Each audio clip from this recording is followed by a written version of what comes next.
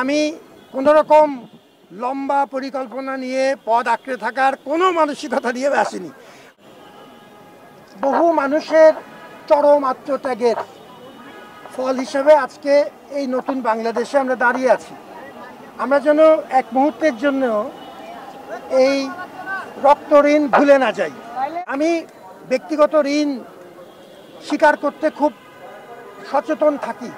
আমি তো আজকে এখানে আছি, আগামীকালকে মাটির নিচে। ঋণ যেন আমরা স্বীকার করি। আপনাদের অকুণ্ঠ সমর্থন, বিশেষ করে আমার ছাত্রছাত্রীদের অকুণ্ঠ সমর্থন, লিয়াজো কমিটি থেকে আরম্ভ করে সমন্বয়করা, সাধারণ ছাত্রছাত্রীরা, যারা এই সুযোগটি আমাদের জন্য তৈরি করে দিয়েছেন, দেশের জন্য একটু ভালো কিছু করার যদ্দূর পারি, এবং সেই সুযোগে আমাকেও শরিক করার জন্য আমি জানি আপনারা কি পরিমাণ উদয়স্ত পরিশ্রম করেছেন। আমি এতটুকু বলতে পারি, আমি অত্যন্ত সাধারণ মানুষ, আমার অনেক ত্রুটি বিচ্যুতি আছে। আমি এই কথাটা সবসময় বলি এবং এটা আমি আন্তরিকভাবে বিশ্বাস করি। আমি যেহেতু ফেরেশতাও না, শয়তানও না, অতএব মানুষ হিসাবে আমার অনেক ত্রুটি বিচ্যুতি আছে। কিন্তু যেটি আমি আপনাকে কথা দেই সেটি হচ্ছে, আমি আপনার সাথে থেকে আপ্রাণ পরিশ্রম করতে রাজি আছি, আন্তরিকতার সাথে আপনাদের পাশে থাকতে রাজি আছি।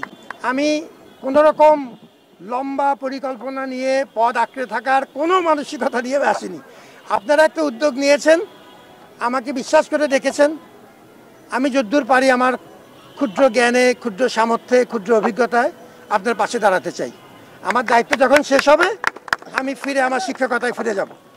আপনারা একটা ভালো কাজ করছেন, আমরা এই ভালো কাজটা আনুষ্ঠানিকভাবেও জিইয়ে রাখতে চাই, এবং যে কোনো সময় কোনো পরামর্শ দিলে আমি সেটা যদ্দূর সম্ভব আমি আপনার কথা শুনতে চাই এবং সেই পরামর্শ অনুযায়ী কাজ করতে চাই। এটা আমি বিশ্ববিদ্যালয়ে জাস্ট 2 ঘন্টা আগে এসেছি, এবং আমি মনে করেছি যে আপনাদেরকে দেখে না গেলে আমার একটা অতৃপ্তি থেকে যাবে প্রথম দিনে। সেজন্য আমি চাই যে আমাদের মধ্যে এই যোগাযোগটা আনুষ্ঠানিক এবং অনানুষ্ঠানিক দুভাবেই যেন আমরা সারাক্ষণ এই যোগাযোগটা রাখতে পারি। ভালো থাকুন বাবারা, আমি আপনার জন্য দোয়া করি, আপনারা আমার জন্য দোয়া করবেন। আচ্ছা।